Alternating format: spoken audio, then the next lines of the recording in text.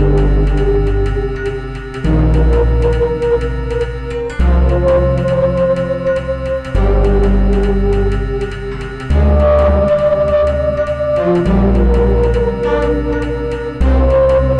ingin sedikit ya berbagi dengan teman-teman tentang penerapan asuhan keperawatan ya berdasarkan 3S ya, SDKI, SLKI dan SIKI. Dan saya sedikit nanti ada memberikan satu contoh kasus sederhana tentang kebutuhan dasar yang insya Allah dapat dipahami lintas peminatan, artinya mau dia peminatannya KMB, maternitas, gitu ya, anak, jiwa komunitas ya, sepertinya kasus ini cukup dasar sehingga dapat dipahami bersama. Contohnya adalah seperti ini ya.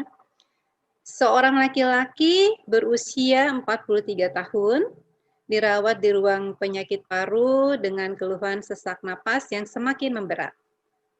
Kemudian hasil pengkajian didapatkan pasien batuk disertai produksi sputum berwarna putih dan kental.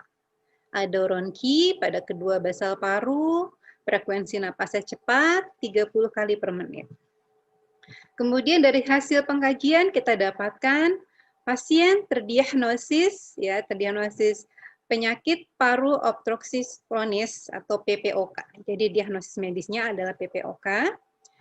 Kemudian juga kita dapatkan lagi data pasien memiliki kebiasaan merokok 12 batang per hari ya, dan memiliki berat badan 1 tahun yang lalu 70 kilo ya, kemudian mengalami penurunan, artinya dalam 1 tahun dia mengalami penurunan yang cukup besar menjadi ya hanya 44 kilo, dari 70 menjadi 44 kilo, padahal dia memiliki tinggi badan 165 cm.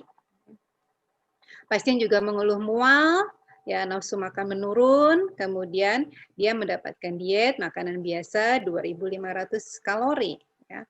Kemudian pasien banyak bertanya tentang penyakitnya. Nah, kasus ini adalah kasus yang biasa saya ambil dari mahasiswa saya yang sedang praktek di rumah sakit ya. Nah, saya rasa ini cukup bagus ya, karena ini kebutuhan dasar ya. Nah, kalau kita mendapatkan kasus seperti ini ya, terutama mahasiswa kadang bingung, Bu, saya harus mulai dari mana untuk membuat askepnya gitu ya. Nah, saya bilang ya, gampang kok, ikutin aja ya alurnya. Nah, ini ada di buku SDKI.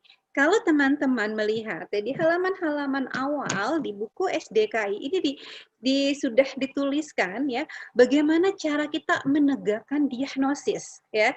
Ketika kita sudah selesai pengkajian ya, maka pertama kita identifikasi kebutuhan dasar yang mengalami gangguan ya. Kalau yang nggak mengalami gangguan ya kita tetap kaji, tapi ya itu tidak menjadi titik fokus kita ya. Jadi yang mengalami gangguan.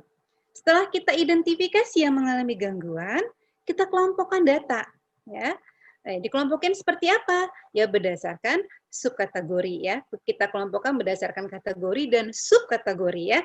Teman-teman juga tidak usah khawatir kalau teman-teman baca di buku SDKI di halaman depan itu juga sudah dijelaskan tentang kategori dan subkategori ya. Setelah kita kelompok-kelompokkan, langkah kedua selanjutnya kita analisis ya agar kita dapat menegakkan diagnosis keperawatan. Ya. Nah, setelah kita analisis, kita lakukan penegakan diagnosis, baru setelah itu kita harus susun rencana keperawatan, ya. Ya, kita tulis diagnosisnya apa, luaran yang ingin kita capai apa, dan tentunya intervensi keperawatan yang dapat menyelesaikan masalah itu. Ya. Nah, ini kalau teman-teman sudah pernah ya mungkin ya baca ya di buku SDKI itu kita tahu bahwa ada 5 kategori, ada fisiologis, psikologis, perilaku, relasional, lingkungan ya. Dan tentunya di setiap mahasiswa yang akan terjun ke rumah sakit, dia pasti sudah dilengkapi dengan format pengkajian yang meliputi kelima kategori ini, ya. Nah, teman-teman tinggal memasukkan data yang tadi, ya, kasus yang tadi, data yang ada dalam KUS itu, masukkan ke dalam subkategori, ya, ya, ya, kita pilih, ya, apakah misalkan ya keluhan sesak napas yang semakin memberat, ya, kita ya mahasiswa semester 1 pun saya rasa juga tidak akan kesulitan mengatakan bahwa itu masuknya adalah ke kategorinya itu fisiologis, ya kan? Nggak mungkin dia mengatakan bahwa itu adalah perilaku gitu kan. Nah, subkategorinya juga dia pasti akan mengatakan itu masuk subkategori respirasi. Nggak mungkin itu ngomongin ke eliminasi gitu ya. Jadi teman-teman masukkan data-data yang semua ada di pengkajian teman-teman yang data abnormal ya yang bermasalah ke dalam subkategori ya. Nah, di sini saya memasukkan paling banyak keluhannya ternyata di pernapasan. Ya, saya mendapatkan ada sekitar 6 ya. Mulai dari keluhan sesak napas sampai merokok 12 batang per hari. Kenapa merokok 12 batang per hari saya masuk ke respirasi? Oke, nanti kita bahas lebih lanjut ya. Kemudian saya turun ke bawah ke sirkulasi ya. Ketika saya di sirkulasi, ternyata saya tidak menemukan data gangguan sirkulasi pada pasien kasus tadi, kosongkan saja. Kemudian lihat di nutrisi dan cairan ya. Saya menemukan ada 3 data yang bisa dimasukkan ke subkategori nutrisi dan cairan. Ya. Sedangkan eliminasi, aktivitas, neurosensori, reproduksi ya, itu tidak ada datanya ya. Tidak ada datanya dalam hal ini bukan berarti tidak terkaji, tapi tidak mengalami gangguan. Jadi ditolong dibedakan. Nanti apabila ya kita ketika kita mengelompokkan data berdasarkan subkategori banyak yang kosong, itu mungkin perlu kita tinjau ulang lagi pengkajian kita. Benarkah bahwa dia tidak ada masalah atau luput dari pengkajian kita? Sehingga ya seringkali kita menemukan yang disebut dengan data siluman. Di dalam pengkategorian ini ya di pengelompokan data ini nampak kosong, tapi tiba-tiba nanti ya mahasiswa terkadang sering menegakkan diagnosis tiba-tiba muncul ya. Ketika saya tanya, ini kok tiba-tiba ada data muncul? Iya Bu, pasiennya memang benar mengalami itu. Oke, kalau pasiennya benar mengalami itu, tolong lengkapi pengkajiannya ya. Tolong masukkan ke dalam subkategori, jangan ada data siluman. Ya. Nah, terus kita sampai ke psikologis, sampai ke perilaku. Nah, yang menarik di sini ya, di perilaku saya menemukan data ada 3 yang saya rasa cocok masuk ke subkategori penyuluhan dan pelajaran. Ya, merokok saya masukkan lagi. Merokok 12 batang per hari. Itu analisis saya ya. Jadi analisis saya menurut saya ya orang yang merokok ya merokok berapa banyak Bu, entah itu aktif, entah itu pasif merokoknya ya, dia butuh sesuatu gitu ya untuk kita berikan edukasi. Dan tentunya efek rokok itu sudah sama-sama kita tahu akan mengganggu respirasi. Jadi saya meletakkan 2 data itu pada 2 subkategori. Merokok itu saya taruh di respirasi, saya taruh juga di penyuluhan. Ini sebagai dasar nanti kita menegakkan diagnosis ya. Terus kita masukkan ke subkategori yang interaksi sosial, keamanan dan tidak kita dapatkan datanya. Nah, selanjutnya setelah teman-teman ya mengkategorikan, memasukkan ke dalam subkategori, kita analisis ya. Kita masukkan ya, tulis data subjektifnya apa, data objektifnya apa ya. Jadi sesuatu yang sifatnya keluhan yang dikatakan oleh pasien kita masukkan ke dalam data subjektif ya. Kita pilah-pilah kemudian kita tegakkan diagnosisnya. Di sini dibutuhkan kemampuan critical thinking kita ya untuk menganalisis data ya.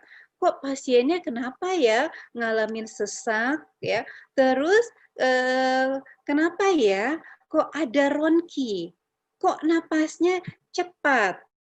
Ya. Nah, kalau teman-teman masih nanti mahasiswa kita masih bingung, ya teman-teman buka aja buku SDKI. Buka buku SDKI, buka ya di daftar isinya itu ada di halaman 12 itu kita lihat aja. Tadi kita udah dapat kan subkategorinya respirasi. Ternyata di subkategori respirasi itu ada 6 diagnosis yang mungkin muncul. Ya, teman-teman bisa cocokkan di situ. Ya, ini jadi angka awal banget mahasiswa kita yang baru belajar nih gimana cara menegakkan diagnosis, gitu ya. Kita tulis, misalnya kita ini cocok nggak ya kalau resiko aspirasi, ya. Kalau tahu mau cocok atau tidak, lihat saja ya. Dibuka diagnosisnya, dibaca definisinya, dibaca sesuai tidak DODS-nya. Nggak cocok Bu, nggak sesuai, oh berarti bukan itu. Terus sampai lihat, oh sampai kemudian kita, ini Bu, bersihan jalan napas tidak efektif, saya lihat DODS-nya sama Bu dengan pasien saya. Berarti dia itu mengalami ya diagnosis masalah keperawatannya bersihan jalan napas tidak efektif ya. Nah, tinggal kemudian ya kita analisis, kita coba analisis kenapa ya pasien PPOK. Nih kita keluarkan semua pengetahuan kita tentang patofisiologi yang kita telah pelajari. Seterusnya seperti itu. Tadi kita sudah lagi mendapatkan di nutrisi dan cairan ya. Sama langkahnya seperti itu, ya kita tulis data subjektif dan objektifnya, kemudian kita buka lagi untuk subkategori nutrisi dan cairan, kita pilih mana yang cocok ya, yang kita cocokkan dengan DO dan DS yang ada di buku SDKI disesuaikan dengan yang ada di kasus, ya muncullah defisit nutrisi ya.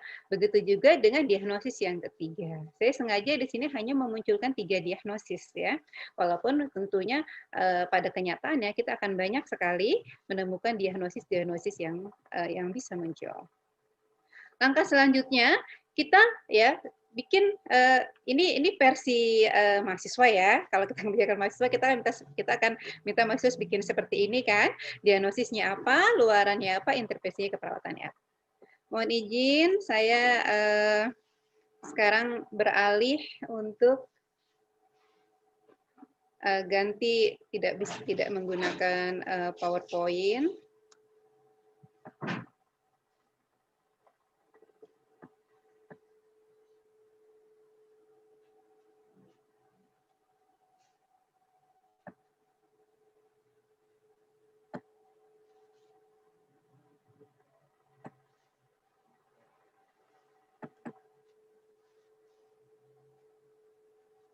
Apakah sudah terlihat?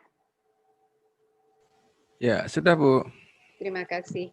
Baik. Nah, teman-teman, selanjutnya ya, mohon maaf saya tidak bisa menggunakan PowerPoint karena sepertinya kurang efektif untuk selanjutnya. Tadi ini kasusnya ya, kemudian sudah sudah dimasukkan ke dalam subkategori, kemudian kita sudah melakukan analisis data ya. Kemudian ya, langkah selanjutnya kita adalah membuat ya seperti ini ya. Ya. Diagnosis, luaran dan intervensi ya. Jadi jangan terbalik ya. Kita setelah menegakkan diagnosis itu kita bikin luaran dulu, baru intervensinya. Karena intervensi kan itu untuk mengatasi luaran yang kita ingin capai. Luaran pasien itu berbeda-beda ya. Walaupun sama-sama PPOK akan berbeda antara pasien A dan pasien B tergantung dari kondisinya, tergantung dari SDM-nya, tergantung dari sarana dan prasarana yang ada gitu kan. Nah, tentunya luarannya juga akan berbeda-beda ya. Nah, langkah selanjutnya setelah kita membuat diagnosis, ini teman-teman ya, saya sengaja menggunakan warna-warna yang berbeda. Ini ada maknanya ya. Saya misalkan menuliskan seperti ini. Bersihan jalan napas tidak efektif, ya ini adalah ya diagnosisnya ya. Berhubungan dengan, nah untuk etiologi, tadi seperti telah dikatakan oleh Pak Dali, kalau diagnosis tidak boleh ada 2. Nggak boleh bersihan jalan napas tidak efektif dan olah napas tidak efektif, nggak boleh. Harus 1. Namun untuk etiologi bisa lebih dari 1. kalau saya sarankan jangan pelit-pelit etiologi. Apapun yang menjadi penyebabnya di pasien, ya, munculkan semua. Kenapa? Kalau etiologinya ada beberapa, otomatis nanti luarannya juga beberapa, intervensinya juga beberapa. Gitu ya. Itu yang seringkali mahasiswa tuh suka males nulis paket hemat. Dia cukup hipersekresi jalan napas gitu ya. Ya.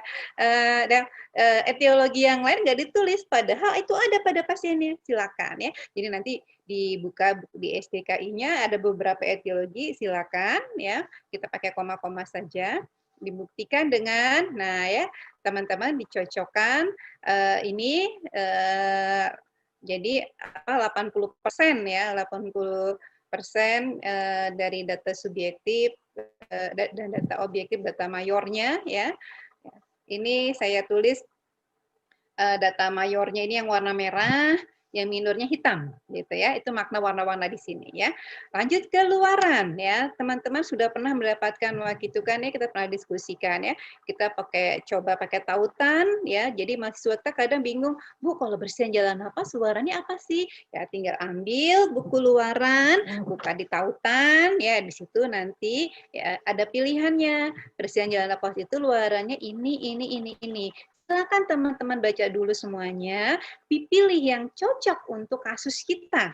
Ya, ingat ya bahwa tiap pasien itu berbeda. Jadi bisa jadi ya luaran kita berbeda dengan luarannya si teman kita ya, walaupun sama-sama PPOK karena pasiennya berbeda. Nah, kita cari yang paling cocok ya. Di sini saya bikin luaran, ya saya udah nggak bahas lagi tentang teorinya, tapi di sini saya ingin setelah kita bikin luaran, di sini ada kriteria hasilnya. Ini juga ada warna-warna yang saya bikin berbeda ya. Ada warna hitam. Ini adalah kriteria hasil yang yang kita bilangnya apa ya? Kalau ini yang di bold ya. Kalau teman-teman di SLK itu ada yang tulisannya di bold warna hitam, itu berarti adalah yang utama ya, itu saya tulis dalam warna hitam ya. Sedangkan yang warna merah itu yang tidak di bold ya, di buku SKI ini boleh ada, boleh tidak ada ya. Dan kebetulan pada pasien saya ini ada. Nah, kemudian setelah itu kita melanjutkan dengan membuat intervensi.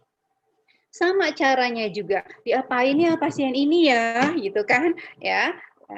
Cukup kita melihat untuk proses pembelajaran awal, lihat luaran yang ada, lihat tautan yang ada di buku Stiki ya. Tolong kalau menggunakan referensi yang asli ya, karena pernah beberapa kasus saya ada yang beberapa orang itu japri ke saya, Bu, kok tidak ada intervensi ini gitu. Ternyata apa? Ternyata dia tidak menggunakan buku asli. Kalau buku asli kan ada logonya, ya. Loh, saya bilang kok di saya ada, kok di kamu nggak ada gitu ya. Kamu beli di mana? Di bla bla bla gitu ya, nggak boleh nyebutkan ya. Nah, kalau yang bajakan itu ya beberapa pengalaman teman-teman saya itu tidak lengkap. Ya, jadi ini mungkin sekalian menjawab pertanyaan. Kok memang ada, kami sudah mengevaluasi ada beberapa kekurangan dalam buku kami ya, ada yang tidak ada. Namun beberapa keluhan itu datangnya ternyata karena menggunakan referensi buku yang tidak asli ya. Nah, teman-teman, di sini intervensi setelah kita pilih mana ya yang cocok pasien saya untuk mengatasi bersihan jalan napas tidak efektif ini. Ya, untuk mencapai agar luarannya ini bisa batuk sputumnya menurun, ronkinya menurun, frekuensi napasnya membaik. Apa ya yang untuk mencapai ini intervensi apa yang cocok? Nah, ya setelah kita analisis, kita lihat di situ kan ada beberapa pilihan ya. Ternyata kayaknya ini yang cocok adalah latihan batuk efektif dan latihan batuk efektif dan manajemen jalan napas ya. Ini saya menggunakan warna-warna tertentu. Ini juga lihat di buku buku Stiki ya, intervensi itu sering kita menyingkatnya dengan OTEK, observasi. Mohon maaf nanti kalau suara saya putus-putus karena di sini ada peringatan internet saya. Intervensi itu ada pengkategorian 4 tindakannya, ya. Petik, edukasi, ya, dan kolaborasi. Saya menggunakan warna merah ini untuk yang keperawatan yang sifatnya observasi. Saya sengaja nggak nulis observasi, enggak gitu ya. Ya, tapi saya menggunakan warna. Kemudian yang terapeutik, ya, ini warna hitam, dan kemudian yang edukasi itu warna hijau, dan sini ya tidak ini yang warna biru adalah kolaborasi, ya. Ini adalah rencana, ya kan? Kalau rencana tulis semua teman-teman. Ya. Rencana kita untuk mengatasi masalah ini seperti ini, ya. Dan seterusnya kita menggunakan untuk manajemen jalan napas terus sampai ke bawah. Saya tidak, ya. Dan kemudian saya juga merasa bahwa untuk mengatasi masalah ini pasien harus mendapatkan fisioterapi dada dan seterusnya. Ya, nah ini defisit nutrisi dan tidak jelaskan kembali, ya. Nah, di sini ada yang menarik saya ingin bahas untuk defisit nutrisi, ya. Defisit nutrisi. Ya, pasien mengalami penurunan berat badan yang luar biasa, ya, sehingga dari hasil perhitungan dari 70 kilo turun sampai 40 kilo, dia itu memiliki IMT yang di bawah normal, 16, dia masuk kurus. Cocok ditegakkan diagnosis defisit nutrisi, ya. Kemudian, ya, nah dari hasil analisis ternyata cocoknya nih untuk pasien ini yang mengalami defisit nutrisi, pasien PPOK ini, ya, dia itu bisa teratasi dengan kita menggunakan intervensi manajemen nutrisi. Kemudian ada lagi, kalau teman-teman lihat di sini, ternyata ada promosi berat badan, gitu ya. Kalau saya baca, ya, kemudian saya, ya, tidak dituliskan, saya tidak tuliskan kembali, jadi saya cukup intervensi, ya, cukup menggunakan yang ini manajemen nutrisi, sedangkan intervensi yang kedua yang promosi berat badan tidak saya tuliskan. Kenapa? Rasionalnya adalah, ya, ini rasional saya pribadi, ya, saya karena intervensi yang ada di dalam promosi berat badan sudah tercakup dalam intervensi manajemen nutrisi, gitu ya. Jadi teman-teman boleh menggunakan argumen seperti itu.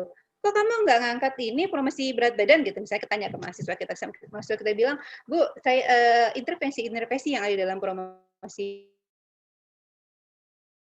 sudah ada di dalam intervensi pertama, dan menurut analisis saya itu sudah bisa mengatasi masalah, gitu ya. Jadi tidak dituliskan, ya. Oke, nah kemudian sedikit lagi, ya. Saya ingin berbagi sedikit, ya. Ini seperti kita ketahui bahwa yang distandarkan itu hanya 3, ya, diagnosis, luaran, dan intervensi. Sedangkan untuk implementasi dan evaluasi itu tidak distandarkan karena memang berbeda-beda situasi dan kondisi, tergantung dari kebijakan di rumah sakit. Saya ingin sedikit berbagi, ini yang saya ajarkan ke mahasiswa saya, mahasiswa KMB, ya. Saya minta mahasiswa ketika membuat implementasi, ya, saya minta dia menuliskan intervensi rencananya apa, gitu kan, ya, mengajarkan latihan batuk efektif. Nah, di implementasi, ya, ini mungkin berbeda penulisannya nanti jika di rumah sakit tidak akan seperti ini. Ya, mungkin penulisannya seperti yang tadi telah dijelaskan oleh Pak Dali, ya. Ini yang saya terapkan di mahasiswa sebagai proses pembelajaran. Jadi saya minta pasien itu ketika mengajarkan latihan batuk efektif itu apa yang dia lakukan, ya. Ya, dia misalnya kalau di rencana identifikasi kemampuan batuk gitu kan, ya. Nah, dibuat kalimat aktif, jadi mengidentifikasikan kemampuan batuk, tapi tidak hanya mengubah dari kalimat pasif menjadi kalimat aktif, itu yang seringkali kesalahan yang sering dilakukan oleh mahasiswa. Hanya sudah identifikasi, jadi mengidentifikasi, ajarkan, mengajarkan, tidak sampai seperti itu. Tapi saya minta pasien untuk mahasiswa untuk menuliskan responnya, ya, respon dari tindakan yang dia lakukan, ya. Misalnya dia memonitor input cairan, saya minta dia tulis ya berapa yang dia kaji, intake-nya berapa, output-nya dan berapa balance cairannya. Termasuk bisa mengatur posisi semipolar gitu kan ya. Dengan cara apa gitu ya?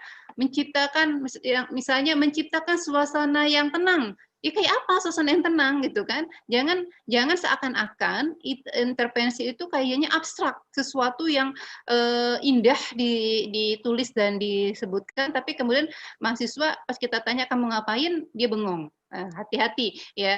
Mungkin bisa jadi dia sebenarnya tidak melakukan apa-apa, ya. Dia hanya menulis kalimat pasif menjadi aktif gitu ya. Tapi dengan seperti ini akan terlihat apa yang dilakukan oleh mahasiswa. Dan seterusnya, nah untuk implementasi ya ini juga versi untuk yang mahasiswa yang saya ajarkan ke mahasiswa. Tentunya agak sedikit berbeda dengan yang tadi Pak Dali jelaskan yang untuk di CPPT di Kit ya. Kalau yang saya terapkan di mahasiswa KMB saya ya, tentunya akan berbeda dengan yang di KGD yang diajarkan oleh teman saya ya. Kalau yang di KMB di kampus yang saya ajarkan ke mahasiswa ya, saya minta ya evaluasinya sebentar.